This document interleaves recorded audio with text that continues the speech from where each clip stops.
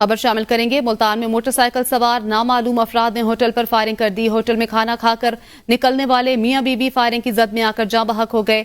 Police के मुताबिक वाकया चौकी नंबर 7 कचहरी फोर्ट पर पेश आया, जहां 2 नामालूम मोटरसाइकिल सवार अफराद ने होटल पर फायरिंग की, जिससे होटल के शीशे टूट गए और मुलजिमान फरार हो गए। उसके बाद मुलजिमान कचहरी चौक से वापस आए और मजीद फायरिंग की, जिससे होटल से खाना खाकर निकलने वाले मियां बीवी मोहम्मद इमरान और आमना मौके पर जाँ बहक हो गए, जबकि उनका 8 साला बेटा महफूज रहा। मियां बीवी गुलगश्त कॉलोनी के रिहायशी थे। पुलिस तर्जुमान के मुताबिक सीपीओ ने वाक़े का नोटिस लेते हुए मुलजिमान की फौरी गिरफ्तारी के लिए स्पेशल टीमें तश्कील दे दी हैं। होटल में खाना खाकर निकलने वाले मियां बीवी फायरिंग की जद में आकर जाँ बहक हो गए। जाँ बहक अफराद की शिनाख्त इमरान और आमना के नाम से हुई है। मुलजिमान की फौरी गिरफ्तारी के लिए स्पेशल टीमें तश्कील दे दी गई हैं। नवाज शरीफ की एक बार फिर बानी पीटीआई पर तनकीद। कहा, मेरे गले में रस्सी डालकर कहने वाला आज खुद जेल में है। इतने बड़े बोल नहीं बोला करो, जैसा करोगे वैसा भरोगे। हमें काम करने दिया जाता तो आज हालात बेहतर होते। आगे जाने की कोशिश की तो रुकावट डाल दी गई। आपके अज़ाइम क्या हैं? जेल से कॉल आती है कि एहतजाज करो, क्या वहां से कभी फलाही मंसूबों की कॉल आई? एपी के और पंजाब का तुम आपस में लड़ाई करना चाहते हो और यहाँ पे कोई खून खराबा करना चाहते हो? आप अपने सूबे के हुकूमत वालों से पूछें, आप उन लोगों से भी पूछें जो जेल में बैठे हुए हैं कि आपने हमारे सूबे के लिए, केपीके के लिए क्या किया है। 1 अरब दरख्त जो लगाना था, किधर है वो? हमें बताया जाए कहाँ है। और इतनी बड़ी बड़ी जो स्कीमें उन्होंने कहा था जो हम ये शुरू करेंगे, किधर है वो सारे? और फिर आते हैं यहाँ पे आंसू गैस के शेल लेकर आते हैं ताकि पुलिस के ऊपर बरसाए जाए और इनको जख्मी किया जाए, इनको अब जो है वो डराया धमकाया जाए। और पाकिस्तान का मशरक़ वुस्ता में बढ़ते तनाव पर इज़हार तशवीश, कशीदगी में कमी, तनाज़ात के हल का मुतालबा कर दिया। तर्जुमान दफ्तर ख़ारजा का कहना है कि मशरक़ वुस्ता में बढ़ते हुए तनाव पर गहरी तशवीश है। तमाम फरीकैन पर जोर दे रहे हैं कि अमन को तरजीह दी जाए। इसराइल बैनुल अक़वामी क़वानीन की मुसलसल खिलाफ वर्जियाँ कर रहा है। इसराइली इक़दामात के नतीजे में संगीन इंसानी बहरान पैदा हुआ है। उन्होंने कहा, इसराइल ने इलाकाई अमन व सलामती को खतरे में डाल दिया है। लबनान पर हालिया हमले ने कशीदगी में मजीद शिद्दत पैदा कर दी है।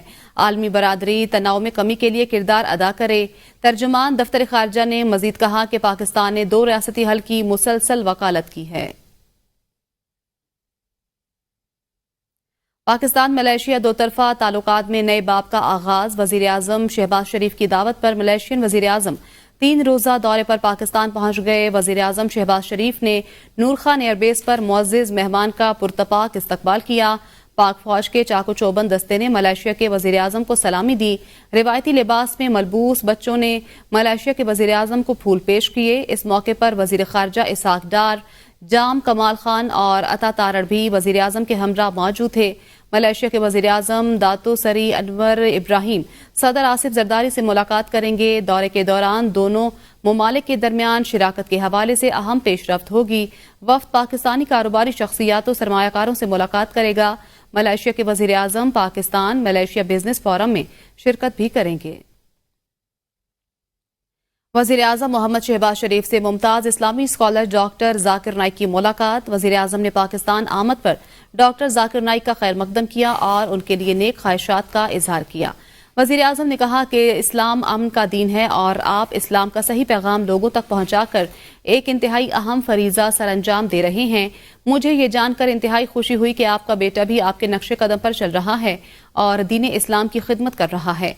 वजीर आजम ने 2006 में डॉक्टर जाकिर नाइक से अपनी पहली मुलाकात का भी जिक्र किया। इस मौके पर डॉक्टर जाकिर नाइक ने वजीर आजम से अपनी गुफ्तगू में कहा, मैंने 1991 में पाकिस्तान का पहला दौरा किया था और अभी तक उसकी यादें ताज़ा हैं। उन्होंने कहा कि पाकिस्तान दुनिया का वाहिद मुल्क है जो कि इस्लाम के नाम पे बना। अगर हम इस्लाम के रास्ते पर चलेंगे तो कामयाब होंगे। सुप्रीम कोर्ट ने आर्टिकल 63A की तशरीह से मुतल्लिक नजरसानी अपीलों पर समाअत के लिए बेंच की तश्कील पर एतराज मुस्तरद कर दिया। अदालत ने अली जफर की इस्तदा मंजूर करते हुए बानी पीटीआई से मुलाकात की इजाजत दे दी। इस्लामाबाद से बशारत राजा की ये रिपोर्ट देखिए।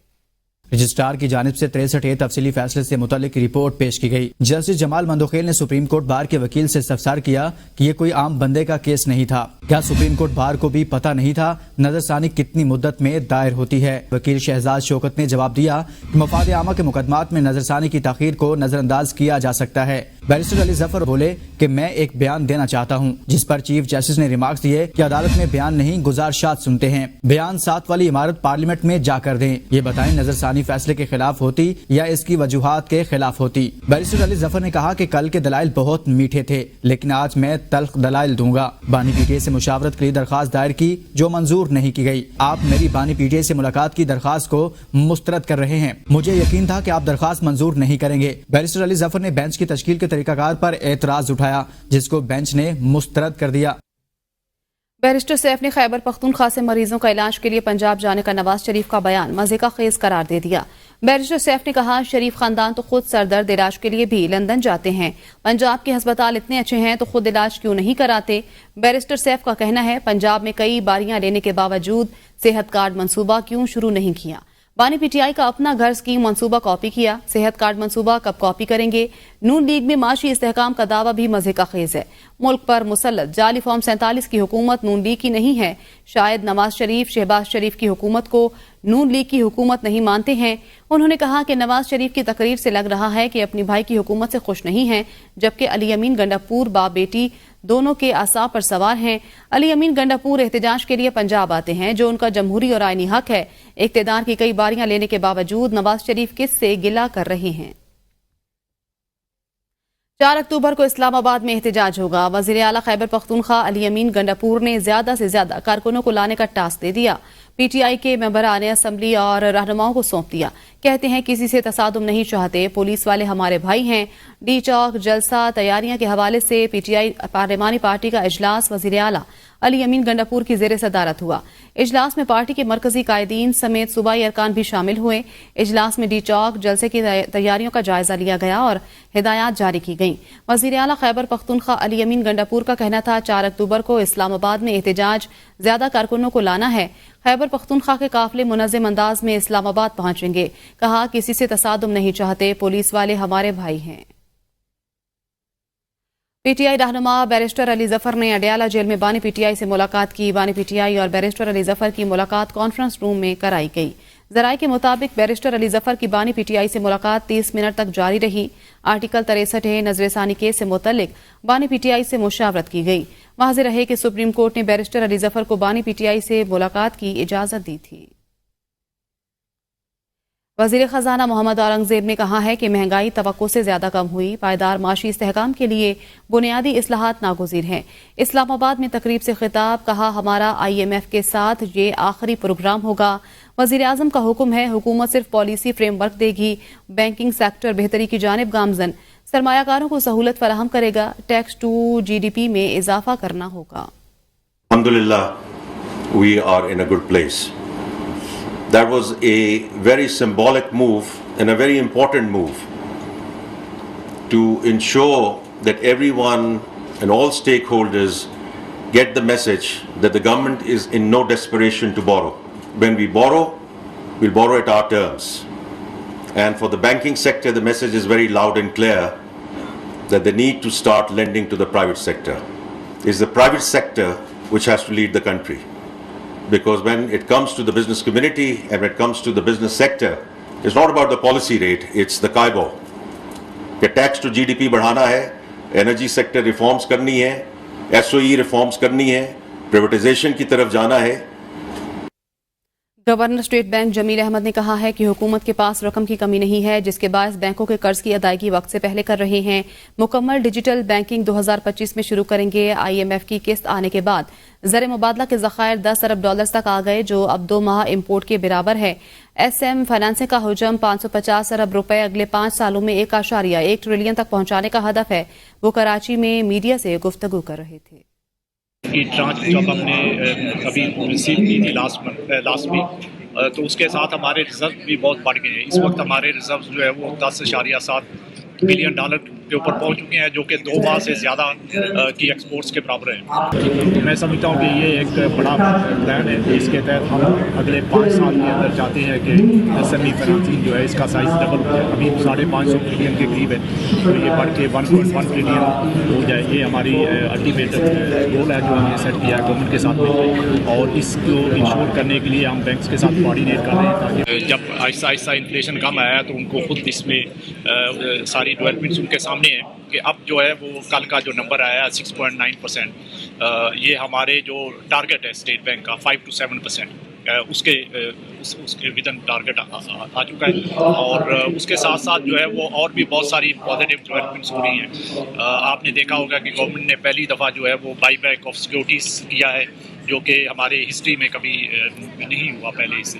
تو اس کا مطلب یہ ہے کہ گورنمنٹ کے پاس جو ہے وہ بہت ایمپل لیکوڈیٹی اویلیبل ہے اور ان کی فائنانسنگ ریکوائرمنٹس جو ہے وہ بہت اچھی طرح پوری ہو رہی ہے اور ان کو اس وقت بینکوں سے بارو کرنے کی ضرورت. پاکستانی معیشت کے لیے اچھی خبر. برآمدات میں اضافے کا رجحان. رواں مالی سال کی پہلی سہ ماہی میں برآمدات میں 14% سے زائد کا اضافہ ہوا.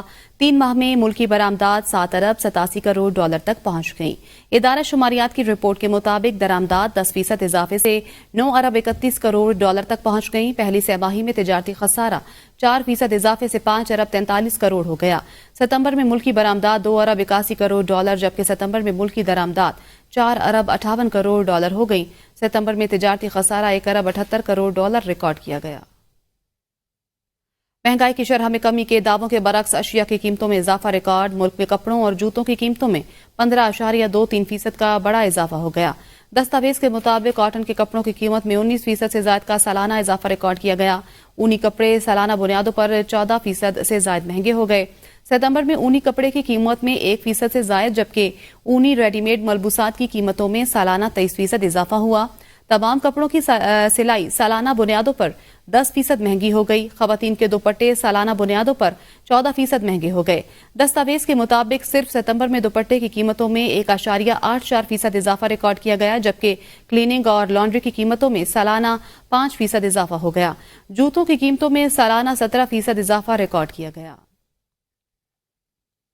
نواز شریف نے امریکہ اور لندن جانے کا پروگرام مؤخر کر دیا. آئینی ترمیم اسی ہفتے یا دوسرے ہفتے کے شروع میں لائے جانے کا امکان ہے.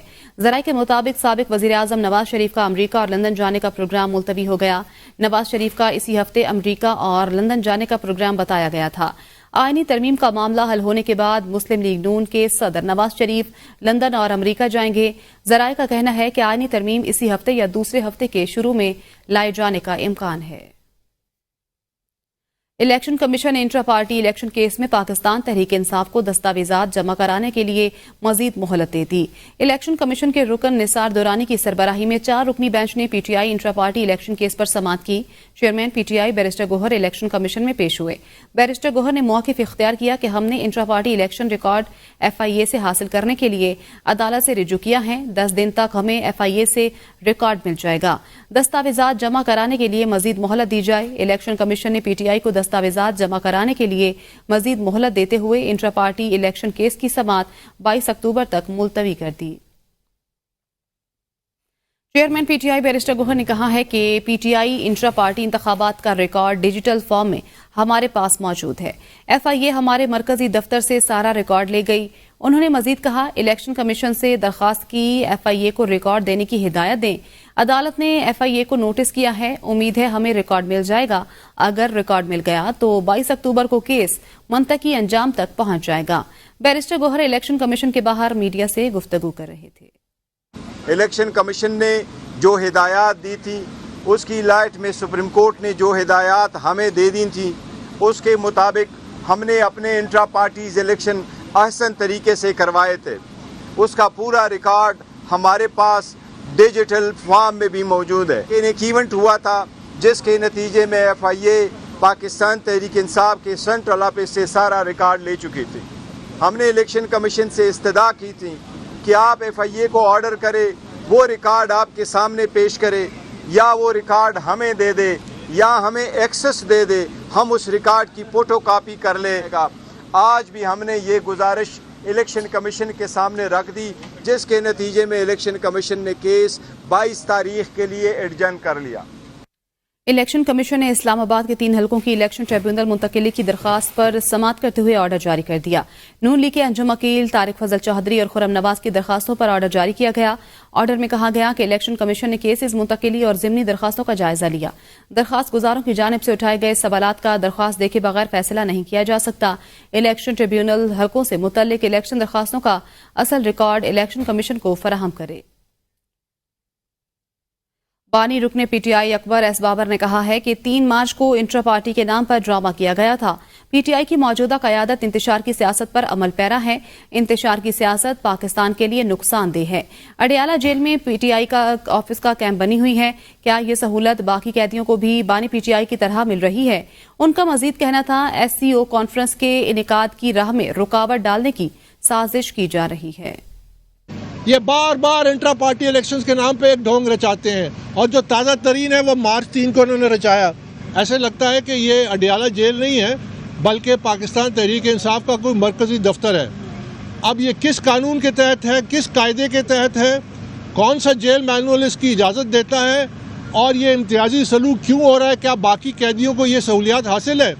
ہم یہ سمجھتے ہیں کہ اگر قانون پاس کرنا ہے قانون پاس کریں، اگر کوئی آرڈیننس پاس کرنا ہے تو آرڈیننس پاس کرے کہ جب اسلام آباد میں جو کہ دارالخلافہ ہے کوئی اہم شخصیت غیر ملکی یہاں پاکستان تشریف لائیں، یا کوئی اہم کانفرنس جیسے کہ آنے والے دنوں میں کانفرنس ہونے جا رہی ہے، تو قانوناً اسلام آباد کیپٹل ٹیریٹری میں کسی قسم کے جلوس جلسے دھرنے پہ پابندی ہونی چاہیے۔ سندھ ہائی کورٹ نے لوکل گورنمنٹ ترمیمی ایکٹ کے خلاف درخواستوں پر درخواست گزار کی کسی بھی دستاویز قبول کرنے سے انکار کر دیا۔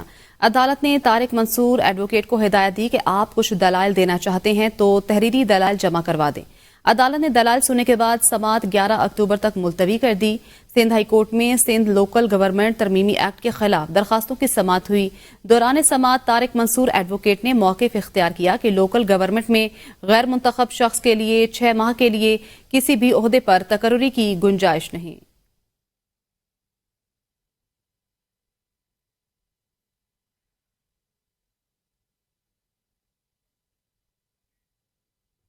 سندھ ہائی کورٹ نے باغ جناح میں پاکستان تحریک انصاف کو جلسے کی اجازت نہ ملنے پر ڈپٹی کمشنر ایسٹ اور ایس ایس پی کے خلاف توہین کی درخواست پر ڈپٹی کمشنر ایسٹ اور ایس ایس پی ایسٹ کو 7 اکتوبر تک پی ٹی آئی کی درخواست پر فیصلہ کرنے کا حکم دے دیا۔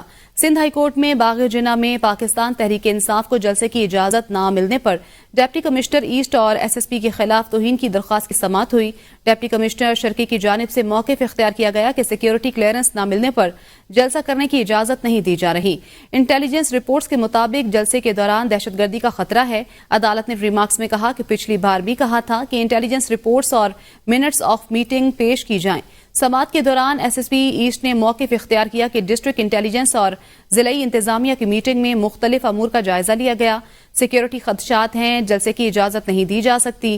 عدالت نے ریمارکس میں کہا کہ درخواست گزار کو متبادل جگہ پر جلسہ کرنے کی اجازت دی جا سکتی ہے۔ جسٹس یوسف علی سعید نے ریمارکس میں کہا کہ اس طرح بات نہ کریں، اگر بات کی تو مزید پنڈورا باکس کھلے گا۔ اگر کوئی قانون کو ہاتھ میں لیتا ہے تو قانون نافذ کرنے والے ادارے کارروائی کا اختیار رکھتے ہیں۔